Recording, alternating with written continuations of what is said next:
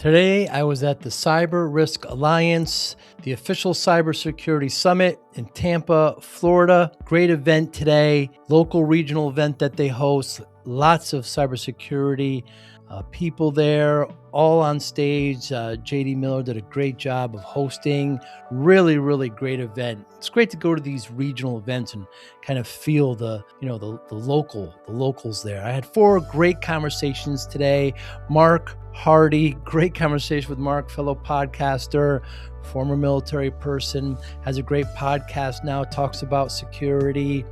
Mike Sears. Mike came up to me with this really, really, really novel security invention, I'm going to call it. Just a new, unique way of looking at security. Really enjoyed my conversation with Mike. I look forward to talking more with Mike. Linton Harris. He's a manager of a SOC, Security Operations Center. What goes on in a SOC? Have you ever been to one? He manages one that's 3 shifts and what happens. It's a fascinating conversation with Linton. And finally with JD Miller himself, Senior Vice President there at Cyber Risk Alliance, former sportscaster, just a really, really great host all day. The energy was way up to the very end where they were raffling.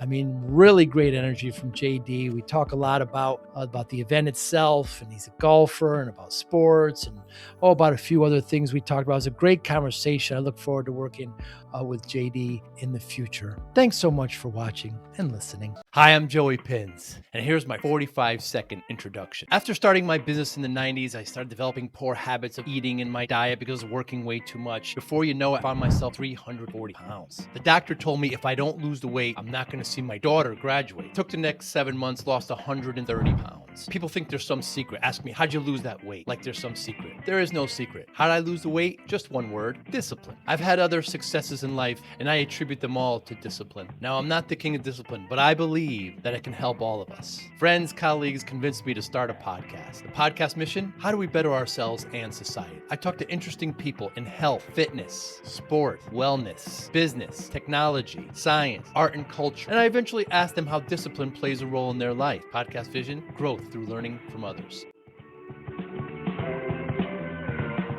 Eat the mic, yeah, right. About fistful, yeah. Okay, right here. And your video game of choice is what? Lately I've been playing this game called Arc Raiders. It's amazing. Arc Raiders? Yes. I've never heard. It's called an extraction shooter. So extraction shooter. So you're still first person? Third person. That's what makes it different. Third. Yeah, you see behind the shoulder, but you're going.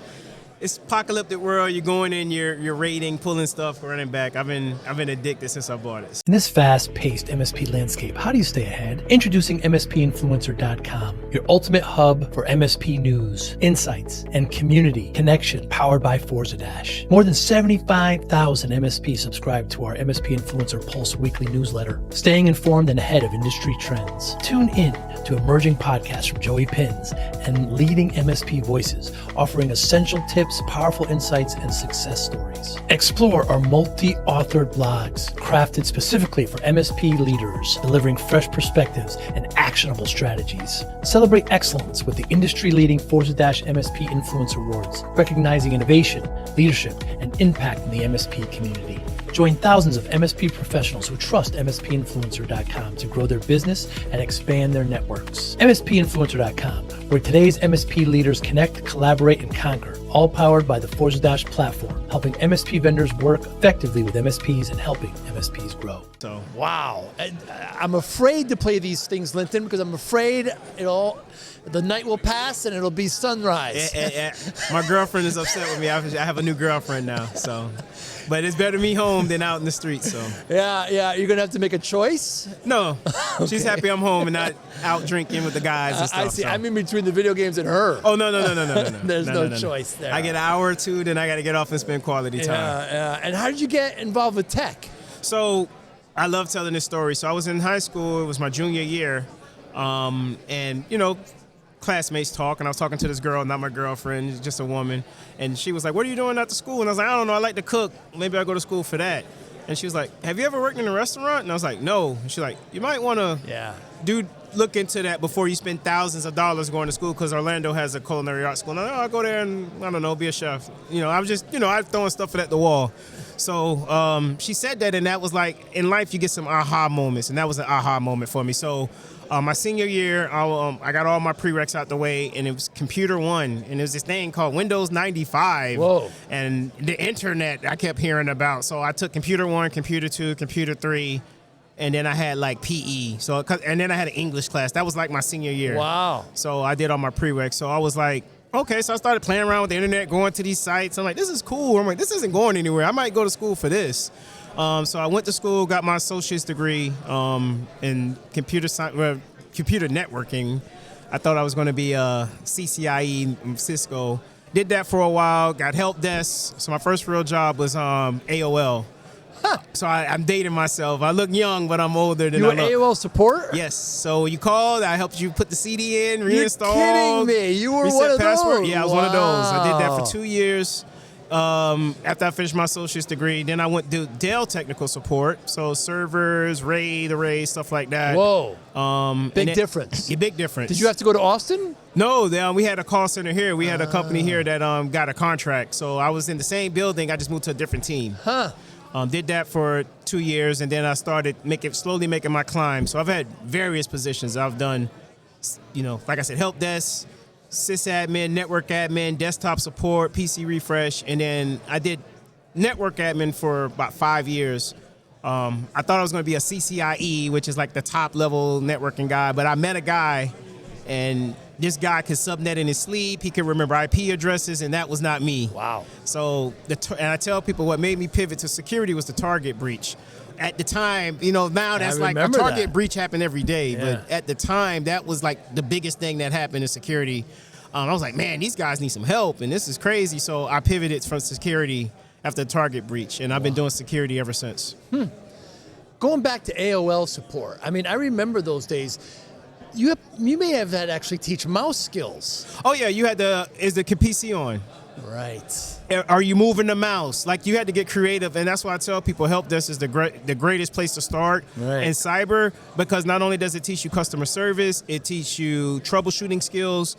One of the things that one of my trainers taught me that I definitely loved was that he said troubleshooting is getting from point A to point B, and you got to know where to start. So from A to Z, but you got to know where to start. Like, you don't always start at A. A is the computer on? Is it do you have power to your house? Is the computer on? Is it broken? Do you see fire? Like, that's point A.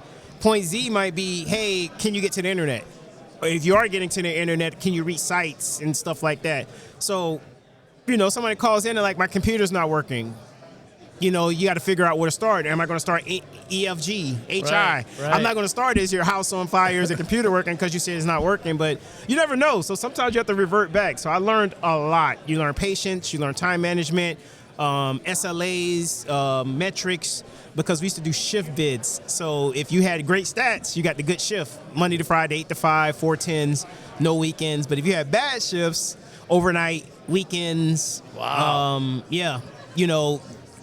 Friday, Saturday, Sunday, Monday shifts. So you learn to play the game.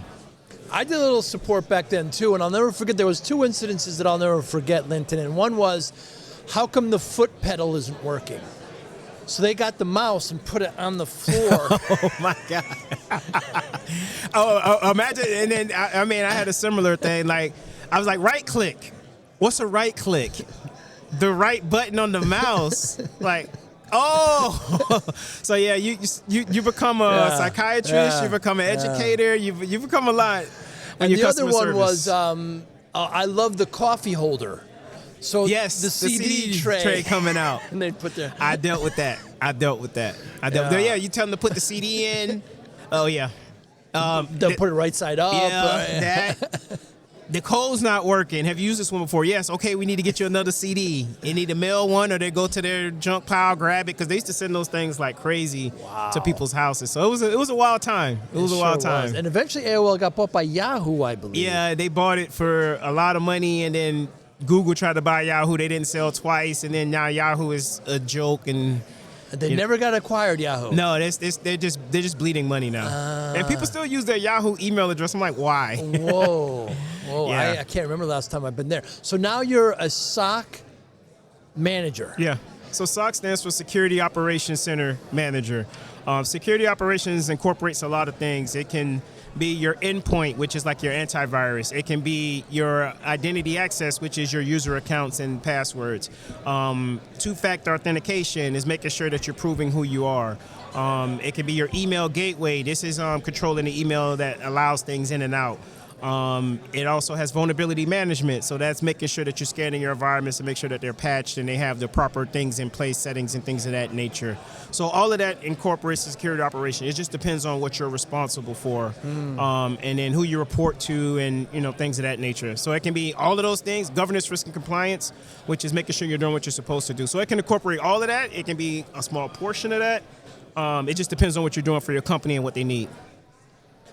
But this is completely around security, Linton. Yes, sir. Completely around security operations. And what makes a bad actor want to attack somebody? Is it just greed? Opportunity, greed. There's people that like to brag about what they've done. Right. Everyone wants to be the first. We have that human instinct to be the first, even if it's the worst thing ever or bad, and we know it's bad. They want to be the first. But greed plays a huge factor. And what attracts you to it? Why do you like it so much? I've always been a problem solver. Yeah. I'm one of those people where if I see something, I want to kind of get to the root cause. I tell people a great security person, just a detective. Someone is inquisitive, like, hey, what's this? And then you just click the button and then you see where it goes, and then you do your research. So I always felt like to be a great security person, you have to be inquisitive. You always have to be learning. You never want to get stagnant. Things change every day. You don't want to be married to a product because a product will change. Products change, but policies and procedures and processes usually don't. So what do you love most about it? Every day is something different. Right. And especially working for a cybersecurity company. If you work for a company, you might have one or two things that might happen a year bad. We have something happen bad at least once a week. Wow. And when you say bad? I mean like a breach, nation state, advanced persistent threat, APT. APT. Advanced persistent threat. So this is something that is in there, and even if you remove it, they still have multiple ways to be in there and do things. Wow. So let's say someone clicks on a phishing email, get access to an account, laterally move to a server, starts exfiltrating data, and you find that out and you stop it. But in the meantime of while they were doing that, they set up another account, they became an admin, set up new accounts, and they're still doing the same process, but now they're doing it multiple ways. So once you think you stop it and you're like, okay, we can breathe, if you have true telemetry and true vision of everything, you will see this is still happening even after you stop it. And now you know, okay, this is something persistent. This isn't just a one-time deal or somebody got lucky once. This is advanced. Like you have to really know your stuff to do this, because not only are you infiltrating the company, you're then laterally moving around this company stealthily so they don't know, and then you're elevating your permissions.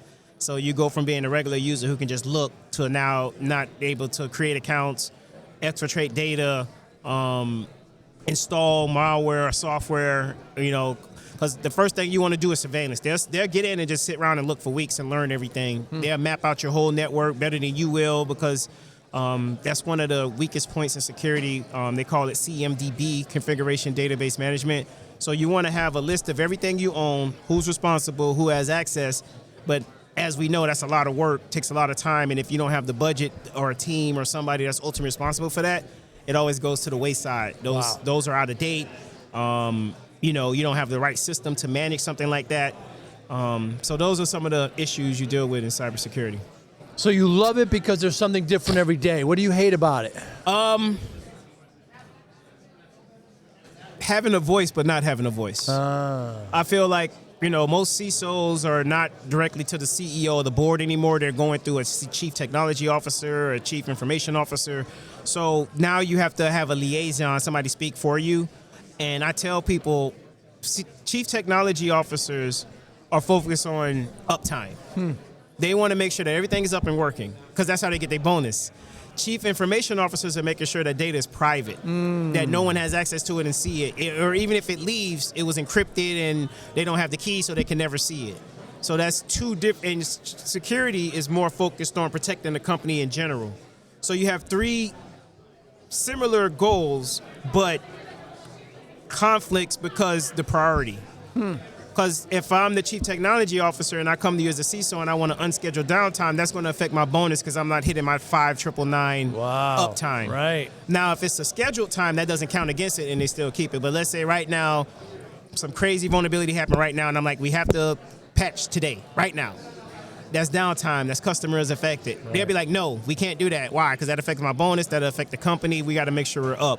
So, now you got to go into the negotiation stage. Like, hey, there's some things we can, as a truly good CISO, you have to have customer service and you have to be able to negotiate and take your wins and losses and give and take. So now it's like, okay, can we schedule a patch this weekend that doesn't affect your downtime, get the staff coordinated, roll it out, also have a rollback measure so if something goes bad, and also accountability. Because let's say this happened on a Monday and you're not giving the Friday, that's 5 days of a vulnerability, which is something that can bad happen if someone has the access and the ability to do it. And I like to break this term down, threat, vulnerability, and exposure into like simple terms that people can understand. So I break it down in boxing. Like, the company is a boxer, the adversary is a boxer. A threat is your opposing boxer. So the nation states, hackers, script kiddies, things like that. A vulnerability is like my gloves is down, so my face is exposed. So right now, if you have a 0 day and we find out about it and we want to patch, and they're saying, give me a week, give me 2 weeks, my gloves is down. And if I have a threat, which is the person, and they have, can attack, and they know how to, and a boxer knows how to attack, right? So they're boxers. We can get punched in the face. And the thing is, as a truly good CISO, you would be like, if the company is willing to get punched in the face, that's fine, but I will not take the damages. So we have to have the CTO, the CIO, the CEO, the board of directors take the damage. And if you do a really good job of explaining that, and then also explain the risk, and then what will happen as far as the fallout, as far as fines, damage to the company reputation, if it's ransomware, the time it'll take to recover, the money and all of that, they will negotiate with you and do better. But there are some people who, like, that's not going to happen. That only happens to other companies. That don't happen to us. And it's not if but when something's going to happen. Right. And it's just like how much visibility you have, how quickly you can react. Do you have the buy-in? Do you have the finances? And that's like, to me, that's the game of chess that you play in this role. And like I said, if you have a voice at the table, you can, and you're good at explaining that, you can explain it. But if, it's kind of like, remember the game where you tell somebody a story and they tell somebody else a story? Telephone? Yeah, telephone. If you don't have somebody that truly understand what you're saying, they're like, hey, there's something going on, but I told them it's not important and we'll do it on Friday. They're like, okay, great. And then it happens, and like you got to come and explain, like, hey, I told him this was a 0 day. We needed to patch immediately. They did decline because the 5 nines, and now this is happening. But if you don't CYA, cover your, and have a risk register and protect yourself, now you're ultimately liable for that. Wow. So that's the thing I don't like, the not having a voice, because we hire very smart people, but we don't listen to them. And I feel like I tell people I want the smartest people working for me so they can tell me what to do and make me look good and I make them look good. But when you hire people and just put them in a corner and just say, okay, you don't know what you're talking about, and then, we're never in a position, especially when you're on the up and coming, to say, I told you so. You just have to be like, well, we tried to prevent this, but it didn't happen. That's the nice way of saying I told you so. What if discipline wasn't about punishment, but about unlocking your best self? I spent 2.5 years writing Discipline for Greatness because discipline changed my life. And I know it can change yours too. This isn't theory. Inside, you'll find real, practical steps you can use immediately to focus better, build stronger habits, reduce stress, accomplish your goals, and bring more balance to your life. Whether you're trying to get healthier, improve your career, or simply feel more control, this book gives you the framework. Start today. Grab your copy of Discipline for Greatness at joeypinz.com/book. Thank you. For those of us who've never been in a security operations center, never been in a SOC, tell us what it's like. Describe a typical day. So a typical day is I usually walk in 9 in the morning. We have 3 different shifts. We have a 24/7 SOC. So we have people that work a 6 to 2 schedule. We have people that work a 9 to 5, kind of that middle coverage. That's when most of the action happens. We have some people that then work like 4 to 10, and then we have some people that work from 10 at night to 6 in the morning. So we have different shifts. I have 20 analysts that report to me. I have 2 leads. So my leads are kind of like my quarterbacks. They're the ones that kind of cover the majority of the 2 shifts. Making sure that people are, tickets come in. I tell people, I try to explain it very simple, because I feel like if you can't explain it simply, you're not going to be able to explain it complexly. Sure. And so think of it as like working at a post office. A ticket is a mail coming in. The mail comes in. My guys look at it.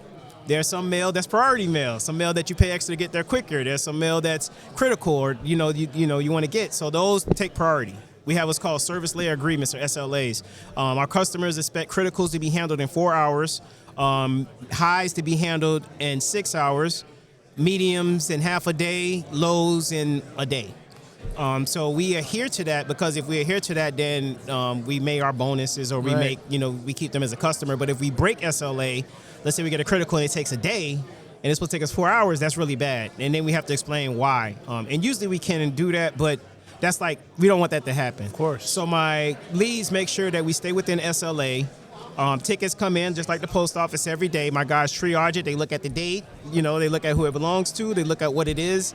We don't do that in the post office, but I'm just a simple analogy to help you understand. So they do their due diligence. We have tools to then trust but verify. So we're looking at it. They have what's called OSINT, or open source tools, where you can make sure that the domain name is right. So making sure it's coming from, let's say Google is a domain name. So did this really come from Google? You can plug in this information, it'll tell you. To make sure that this is a legitimate account, we have access to their identity, so then you can look and make sure this is a legitimate account. We want to make sure that if you have a hash file, that this is truly a hash file and not a file, and a hash file is taking information and putting it to letters and numbers, and then you're confirming if this is real or not. So this is an integrity check. So once something has been hashed bad, it goes into a database, and if you put that hash in there, and they're like, hey, this is a virus, hey, this is a Trojan. So they check that to make sure that's legit. So the guys have a plethora of tools at their disposal to verify this information. And to bring it back down to the post office terms, we're verifying that the address is right, the zip code is right, this person is a legitimate person that live at this house. Because, people move. Right. Sometimes you have to forward address. So if they did that, then you're like, hey, this is truly going to Linton, but Linton doesn't live at, 111 X Street. He now lives at YYY2 Street. So we didn't have to make sure we get it to the right people. Wow. So that's a typical day for them, is going through tickets or the mail, making sure that things are legit. If this is truly legit, we get it back to the customer, and they take it from there. We don't have access to their environment, everything. So then they have to have level 2 people or managers or engineers that then take it from there. Because looking at a bunch of tickets that coming in, or a bunch of mail that coming in, and finding what's important is like trying to find a needle in a haystack. Wow. So you don't want your guys spending their time doing that. You want to pay a company to do that, because it would take, for you to do what we do, you would have to hire 3 to 4 people. You have 1 per shift. The average analyst makes between $80,000 to $100,000. But you can pay us the salary of 1 person and get 24/7 coverage. Right. Linton, is there a question you wish more people asked you? I wish people would ask me why security is so important. I think we just assume things and think we know, but we truly don't know. A lot of people are scared of AI right now. And AI is very scary, but I keep telling them we're not to the point where we should be worried about it. AI right now is just Google search faster. You can ask it something, it can do it. Once we get to generative or performative AI, where I can say, hey, Google, and like I said, I like to simplify things, help people to understand. So when you can get to the point, say, hey, Google, cook me breakfast, and something happens and then you get it, that's when it's scary. That's when we should be worried, because now you can just dictate to something and something happens. Right. one of my favorite shows is Star Trek. I just love the futuristic stuff. And I feel like that's something that we've, as a culture and as a people, got away from. We used to love to talk about going into space and the future. Now we're like worrying about going undergrounds and surviving underground. Yeah. And I'm like, no, I want to go in this. I want to go to the future and have the replicators and space and money is not important and you can do what you want. That's why I always thought about Star Trek was so cool, because it's like, you don't have to work. You can do what's your passion. But long story short, like I said, I wish people would ask why security is important, because every day I hear stories about people getting social engineering and phished and just giving away, losing their savings, losing their money. And it's just like, man, why is security important? Because you have to protect yourself. At the end of the day, it comes down to protecting yourself. Like, if a stranger walked up to you and said, hey, give me everything you got, you'll say no. But if I send you an email, all of a sudden you trust me, or I call you and you trust me, and now you're giving me your social and you're giving me your this and you're giving me your this. Perfect example, my aunt, older woman, and she called me, and I'm the IT guy. Once you become security or IT for the company, you become IT for the entire company. Family, So she was like, she called and said, hey, baby, Microsoft called me and said I owed them some money. And I said, Auntie, Microsoft will never call you. I said, and you can't call them. She said, why? Because I said, they're not worried about you. They worry about these big corporations and millions of dollars and stuff. I said, Auntie, that was a scam. Like, block that number, delete that email, that was a scam. So luckily she had me, but imagine there's people all the time that don't have that person to call to trust but verify. I seen something where a lady gave away her entire 401k to a guy, like, thought it was somebody who worked at the company and trusted them and gave her all the information, and she lost her entire 401k. I've seen scams where people have lost their house. They signed their house away, or someone gave away their house and stuff was coming and they trusted, and it's just like, you would protect yourself and that's why security is important. So I wish people would ask more why security is important and what can I do to protect myself. Want to show your love for discipline, inspiration, and the Joey Pinz podcast? Now's your chance. Introducing the brand new Joey Pinz merch store, where style meets discipline. Choose from premium apparel, cozy hoodies, stylish hats, durable bags, and your new favorite coffee mug, all featuring the iconic Joey Pinz logo. Perfect for podcast fans, discipline enthusiasts, or as unique gifts for friends and family. Every purchase supports the Joey Pinz Discipline Conversations podcast, helping us continue to inspire greatness and promote positive change. Visit joeypinz.com/store today and wear your discipline proudly. Joey Pinz merch. Wear it, share it, and live it. So I had an MSP, Linton, and I started it back in the 90s, and I was working way too hard and not paying attention to myself. You're no stranger to this, I'm sure. Yeah. And developed bad eating habits. I wasn't exercising anymore. Oh, yeah. I'm in front of the doctor, and she tells me I'm at 340 pounds. Yes, sir. So I'd gained just terrible amount of weight. And she says to me, if you don't lose this weight, you're not going to see your daughter graduate. My daughter was just born. Scared the life out of me. Yeah. Spent the next 6-7 months, lost about 130 pounds, and kept it off. Yeah. When I tell the people at the store, they always say, what's your secret? What'd you do? I always say, just discipline, right? Yeah. Focus, motivation, routine. How does discipline play a role in your life? Discipline is very important. Discipline and, one of my favorite sayings, and I tell my children this all the time, discipline is doing what you have to do even when you don't want to. And discipline plays a very part of my story. I tell people that I'm one of those people, like, tell me the game, tell me the rules, and I'll play it. Wow. And now what's frustrating is because of things that's going on and that's out of our control, that, we know the rules, we're playing the game, and some people are not succeeding, and that's frustrating. But I still feel like discipline plays a factor, because you still have to show up, even when you hate it, even when you're sick, even when you don't want to do it. It's just like being a parent. A good parent shows up regardless of what's going on in their life. Discipline played a factor. I preach this to my daughter. I'm like, you see me, I went to school, I went to work. Like, I was a full-time parent, worked full-time, went to school full-time. Wow. That takes discipline. Like, that's hard. Like, literally getting up 6 a.m, taking her to school, going to work. My mom would get her for me. Thank God I had family support.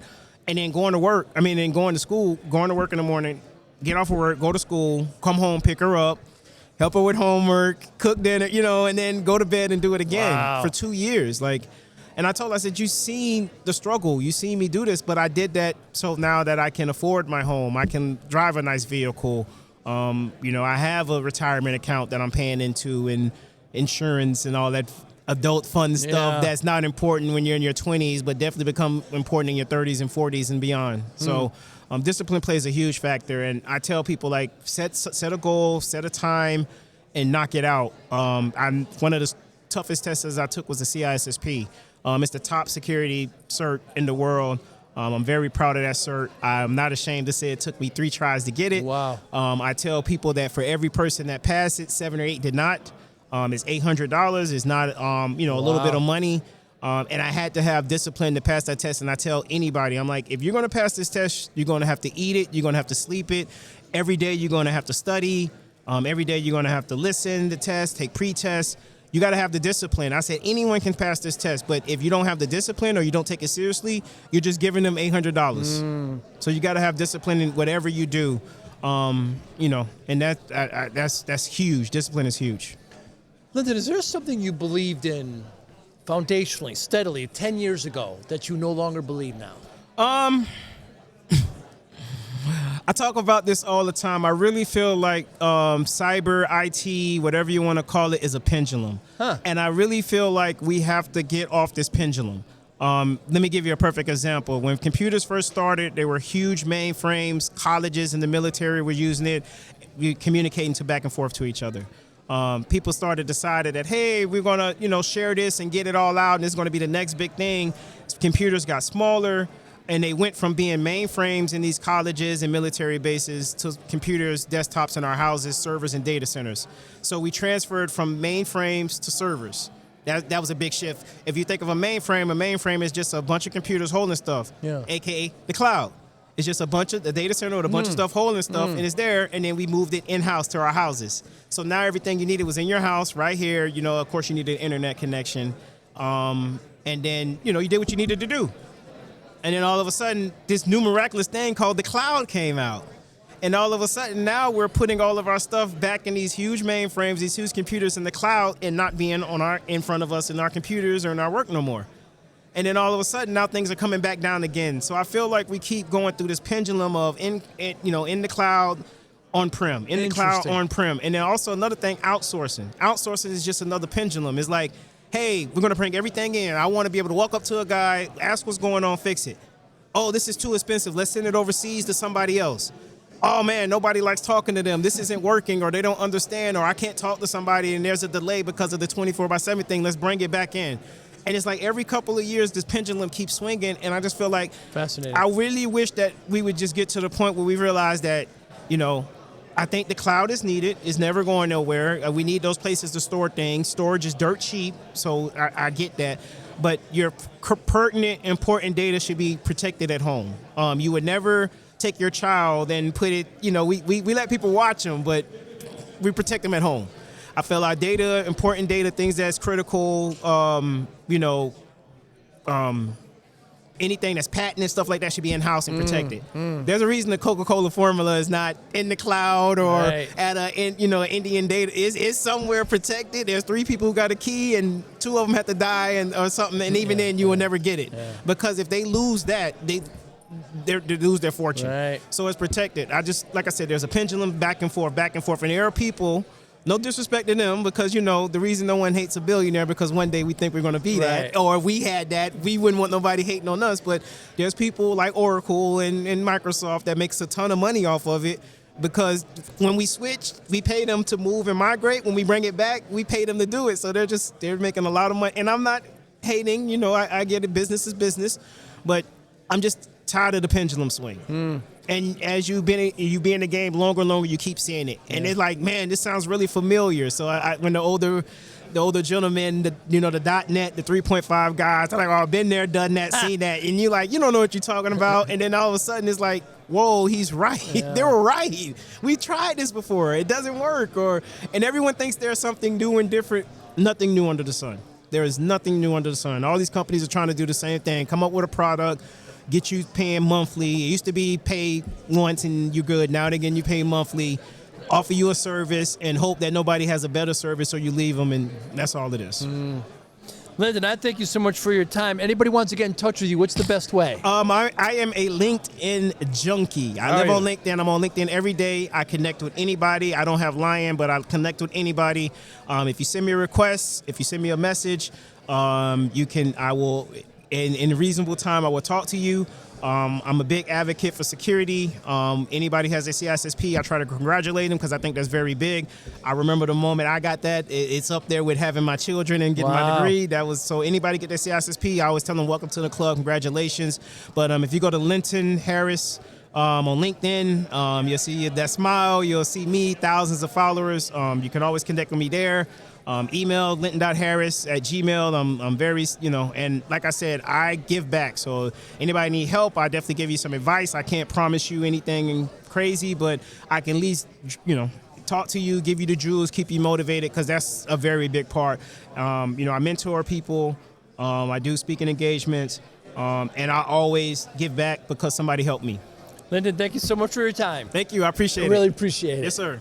Thank you for listening and or viewing Joey Pinz Discipline Conversations. Please share this episode with one or two of your friends who you think may benefit from the episode.